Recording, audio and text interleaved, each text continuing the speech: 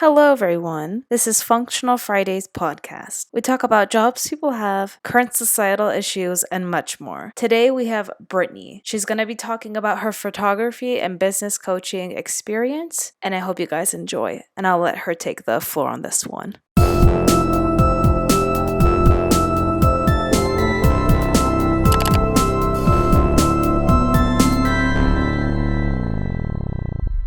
Just started recording, so hi. Hi. How are you? I'm good. So I'm just gonna have you. I'm good.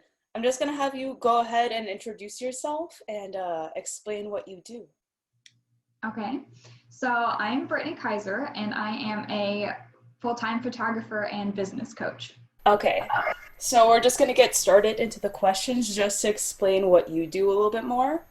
Okay. So what inspired you to get into photography? Was it someone in particular? Did you kind of find the motivation yourself? Where did it kind of start for you? So I started in high school. I took a high school photography class, and that really helped. I've always had a camera in my hand ever since I was little. I was using my mom's little 35 millimeter camera. Yeah. And so I've always had a camera in my hand. In high school, I was always messing around with my cousin, taking selfies, all the time. It was always around you. Yes. So, and then I graduated in 2013, and then in 2015, I was like, I want to do photography. So I started doing sessions for my family and stuff for really cheap and free and stuff to build my portfolio. And it took off from there. Now, this is one question that I started kind of thinking about because I did film myself in high school. And Okay. so what kind of motivated you to go towards photography more than film? Like film as in video. Yeah. So I took video editing classes in high school, and it was terrible. You spend hours on a minute of video. Oh, yeah. So I don't like that. I actually don't particularly like editing the photos anyways. I like being out there shooting more than actually editing. Yeah, I think that's what kind of makes it different for every person. Yeah. So, were there, besides the classes you took in high school, were there additional classes you had to take to kind of learn the skill you have now? I went to Ohio State University, Mhm. and I took just one photography class there, and then I actually left OSU and went to a community college. So I just have the high school class and the OSU class, and then the rest is self-taught. So Okay. pretty much every session you learn something new. Exactly. Yeah. And I feel like that's one thing a lot of people struggle with is I have to do this and this and this like everyone else does. Yeah. And I try not to be like everybody else. Mhm. So I'm a natural light photographer, so I just use the sun. I don't like flash photography. Yeah. I don't like the way it looks on people. Yeah. So, and then there's different styles of photography too. So mine is more natural, but then there's more a lighter, airier one or a moodier one. So I'm right in the middle. So I try to stand out with just being natural and as close to normal as possible. Exactly. And would you say that everyone kind of has to have that? Everyone has to have their own kind of unique style to do this? Or do you think that it's okay either way if someone just decides to follow something else? I think it's good either way. I mean, you want something that makes you stand out from the crowd. Yeah. But also, if you like the inspiration of others, you can use that to make it your own. Yeah. Because I feel like that's something some people struggle with, especially it being any sort of arts, person, is that it's okay, well, to start out, I feel like I want to copy everyone else, but it's kind of having that decision to make, I guess. Yeah. And definitely starting out, it's fine using other people's inspiration. Mm-hmm. But I think as you go, you learn to find out what you really like yourself, mm-hmm. and then it grows from there. Of course. Yeah. So On your end, has there ever been like a good or a bad client for like you specifically? I'd say my best client was my first ever senior rep. Um, I had just created my Instagram account and she somehow found me and she just blew up my business that year. Like I was booked completely full in October Yeah. and like ever since then it just still came from those referrals that she got me the first time. Of course. And then I've only had all my clients are good. I've only had one bad client, which was a bridezilla, and that's the reason I don't do weddings anymore. So I think everybody's good. You just gotta like, a lot of people don't know what they want, so you have to explain what you do and everything. So of course. Yeah. Do you think there's a difference between what could be a good client and what could be a bad client? Or does it just really depend on you personally? I'd say it's probably, I think that everybody's good. I think that there's less good fits for me. Like if somebody doesn't want my style of photography, or now that I'm selling products, if they just want the digitals, those aren't good fits for me because I'm doing something different. Yeah. So I don't think there's a bad client. It's just not a good match. Yes. I feel like that's something that a lot of people don't realize, is that it's like a lot of people are kind of relying on the photographer most of the time and looking for one.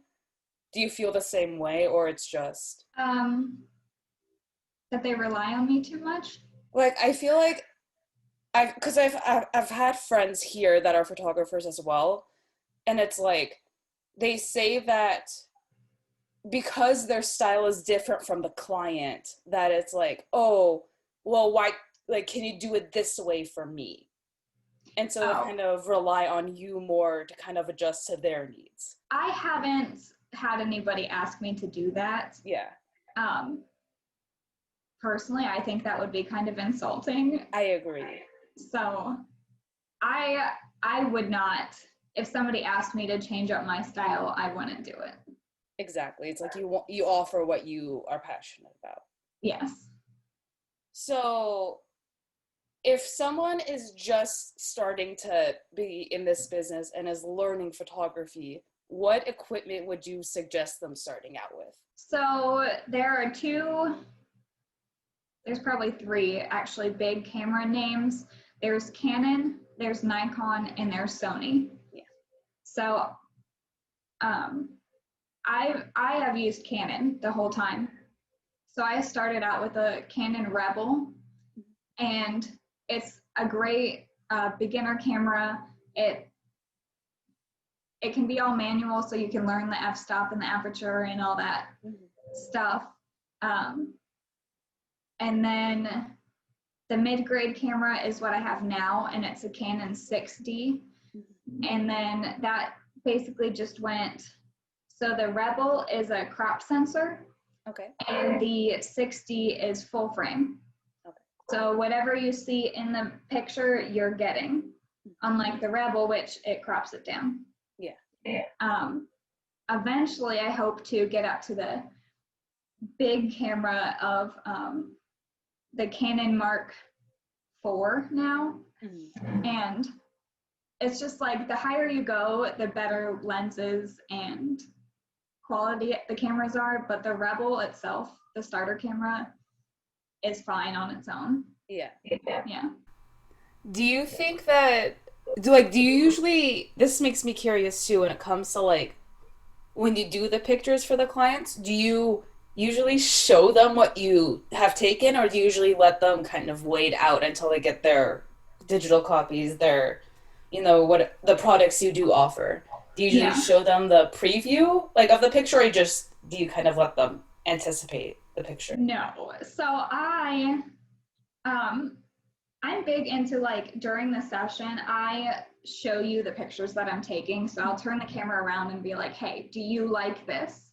Yeah. And that gets them talking, and like if they don't like it, we can take it again. Yeah. And if if they do like it, it usually raises their confidence, which helps it get better anyways. Yeah. So I always show them during the session. That way they have some sort of excitement and say in the matter. They have something to build towards, kind of thing. Yes. Okay, so is there any specific way someone should get ready for a session with you? So my seniors, my high school seniors, they get hair and makeup for that's included in the session. So they just come with their outfits. So that's one thing that they could do beforehand. Pick out their outfits. So my seniors get 3 outfit changes, and I usually say like 1 casual outfit and 1 fancy outfit, and then 1 whatever you want. And if they want to, they can send me pictures and I'll say, oh, that's not going to look great, or yeah, that looks awesome. And then they'll just come to the session with a blank face and their hair, and my girls will take care of it. Now that also makes me curious, is that whoever comes to you to do the photo sessions, do they choose location you go to, or do you choose it for them? I say that we can go wherever they want. Yeah. So they can choose it, but usually they ask me for recommendations. So I'll ask them, do you want more of an urban look or a country look, gardens, stuff like that. And then whatever they pick from there, I'll give them like 3 to 5 places that they can choose from, and then they pick the final one. Okay. So and then do you usually like have a list in mind then? So it's like, oh, if they want to do something garden based, you have like a list of like places. Yeah, pretty much. Because I know that like a lot of people sometimes photographers will go to the same like 2 or 3 places and build their resume or portfolio that way. So I've kind of done that, but not on purpose. Yeah. It seems like every year of high school seniors, they gravitate towards one location. Yeah. So they're like, oh, I saw my friend's pictures at this place. Can we go there? Yeah. And like, I have so many sessions there. Yeah. And I don't mean to, it's just where they want to go. Because it's like kind of, it's like where everyone else is going kind of thing. Yeah. But it changes every year. It's funny. Yeah. Do you have a favorite place that you like doing those sessions at? Oh my goodness. So there's this place down here called Slate Run Metro Park. And half of it is a living historical farm. So it's got a big barn and it's just the farm stuff.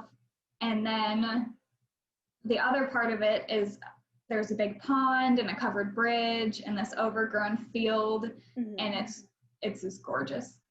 Of course. I feel like every person kind of gravitates towards their favorite place sometimes, because it's like, I know like so many locations you could take certain pictures at for that client. Yes. Yeah. That's the one good thing about Slate Run, is that there's so many options and backgrounds to choose from. Yeah. Now, kind of, I know you mentioned that to me that you are also a business coach. So, what is a business coach? And for those that like don't know and kind of are interested. My side of business coaching, so the first part of it is I completely help the person start up their business. So like filing with the state, getting their taxes ready, getting their website ready, social media sites, all of that stuff that nobody really wants to do, I help them with. And then the other side of that is if they're stuck in business, they can come to me and I have like ideas and stuff where we can kind of get them going and pushed again so they start making some money again. Of course. Now, what is your do you have an overall aim of what like you do when you do business coaching? Like, what is the main goal for you to achieve with your client? I just want to help them do what they love. Yeah.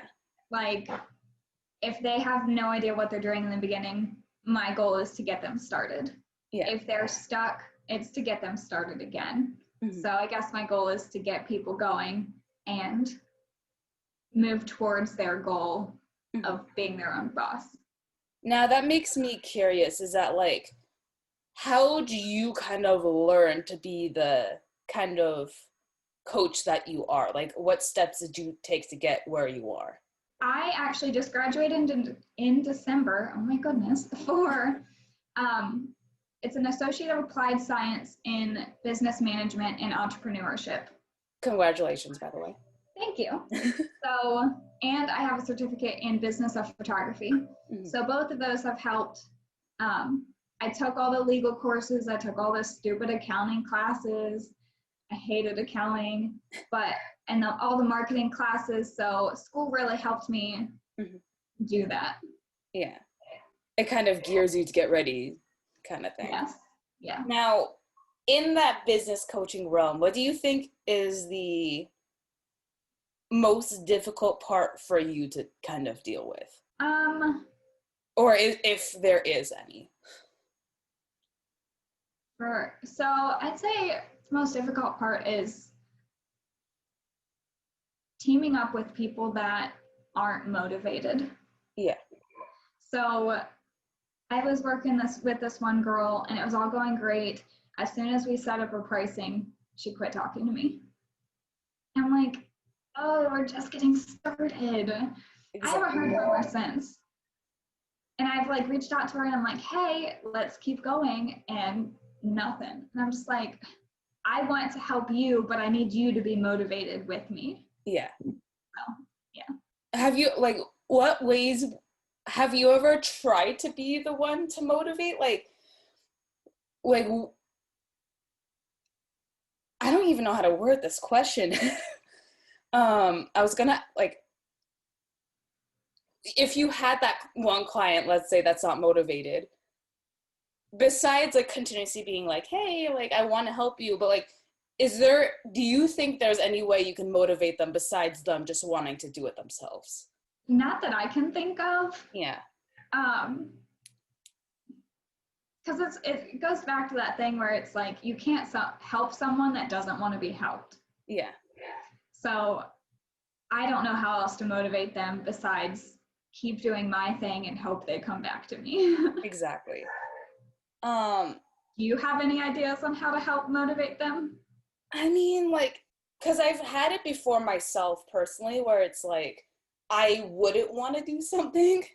And like, I think everyone's experienced that at least once in their life, where it's like, they kind of dip their feet into the waters of trying something new. And then it's like 5 minutes later, it's like, okay, well, I quit. And I think it's one of those things where you gotta be in the right headspace to start something, you know? And I think that's the biggest thing I recommend to everyone, if it was like myself.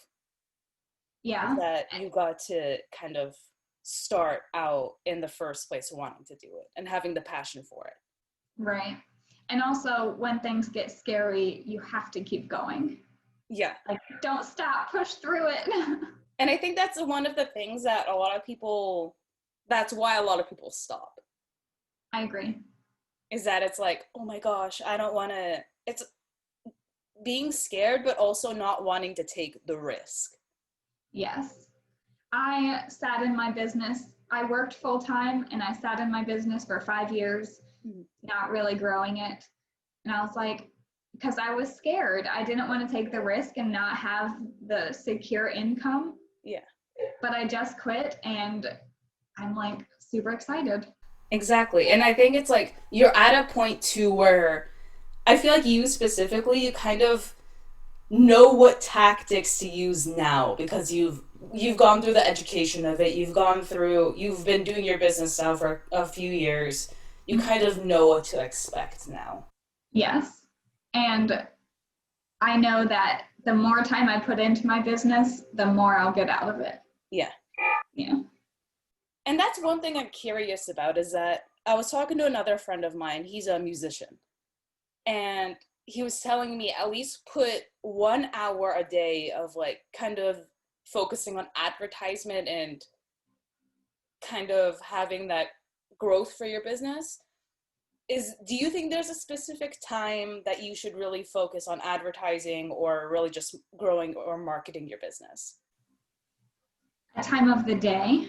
Like, how, like, do you think, like if you had, like, would you even put a time on it, or would you just say it's like a all day thing because it is your business?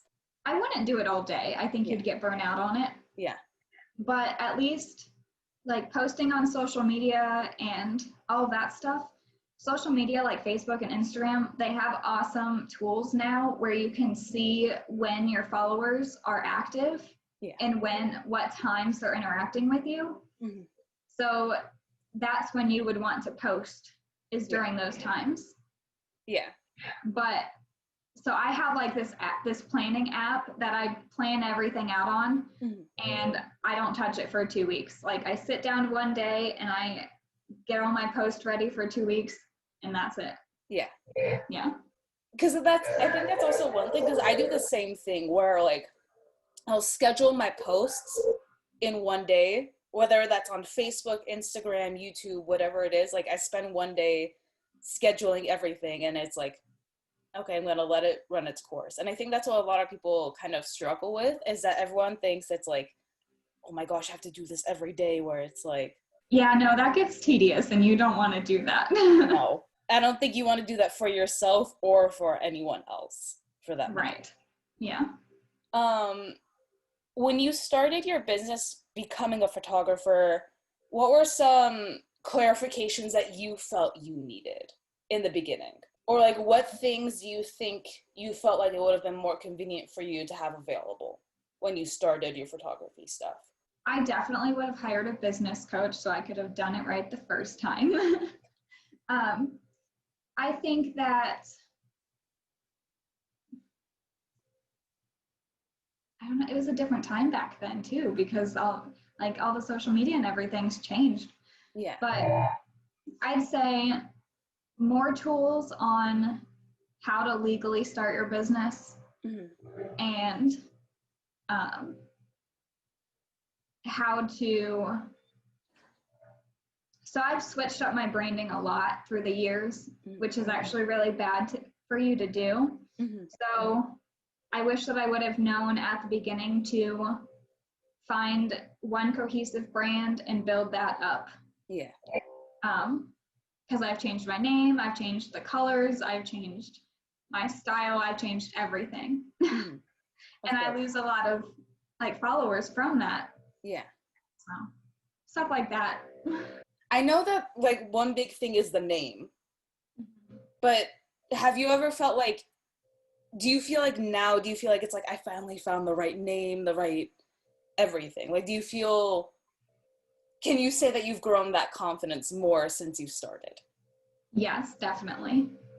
And so my name was Britt's Clicks. Yeah. Which I thought was cute and catchy. Yeah. But come to find out, it didn't sound professional. So I was attracting cheap clients by having a cheap name. Yeah. And now I'm Brittany Louise, and it's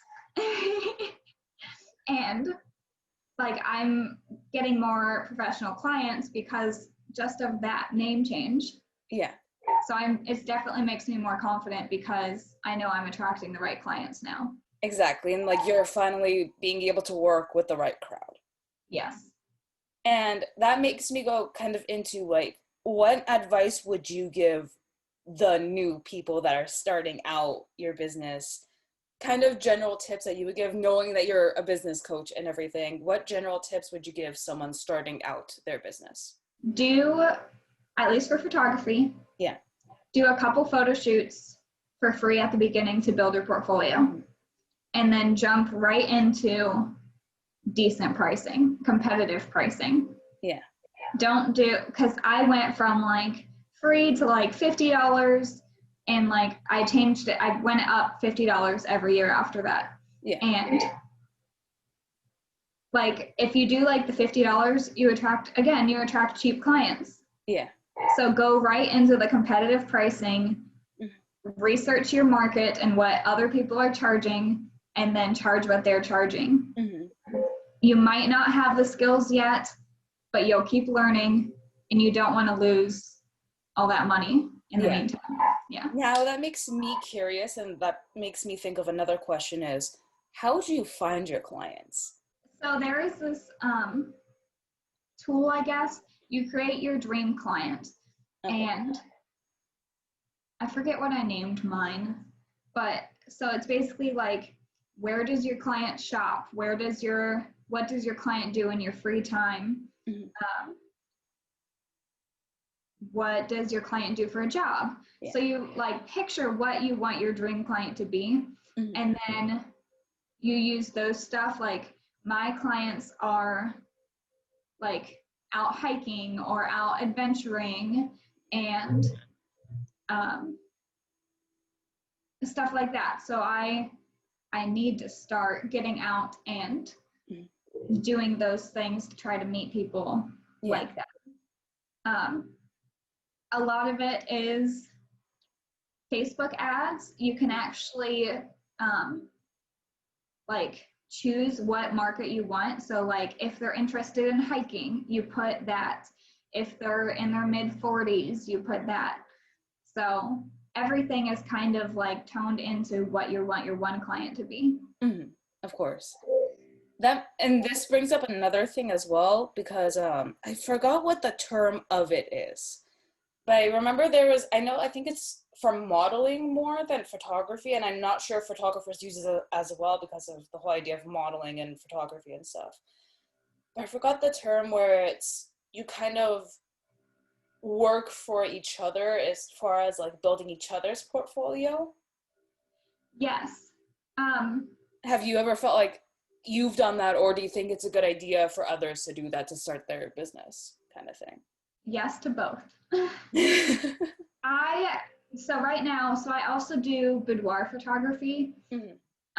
And I have one girl that I actually went to school with when I was younger, Mhm. and she's my go-to model. So whenever I need more posts for social media, I'm like, hey, let's do a shoot real quick. Yeah. And so we're kind of teamed up and we help each other because she wants to get into modeling Mhm. and I need stuff for my website. Yeah. So we have teamed up like that, and I do recommend that to other photographers. Having that like one person to kind of rely on Yeah. constantly if you need anything. Yeah. Is um is there anything else you'd like to add before we finish up? I don't think so. I think this has been really good. And then I'll add all of your information below as far as your website, where people can find you, social media, everything, just so it can build business for you and more people can just know more about you and more, if anyone else has any more questions, they could find you through that. Okay, that sounds good. Awesome. So thank you so much. Thank you. I hope you have a good day and a good everything, and I wish you the best. You too. We definitely need to talk more then. This. Yeah. And oh, congrats on your engagement. I finally get to tell you in person. Yes, thank you.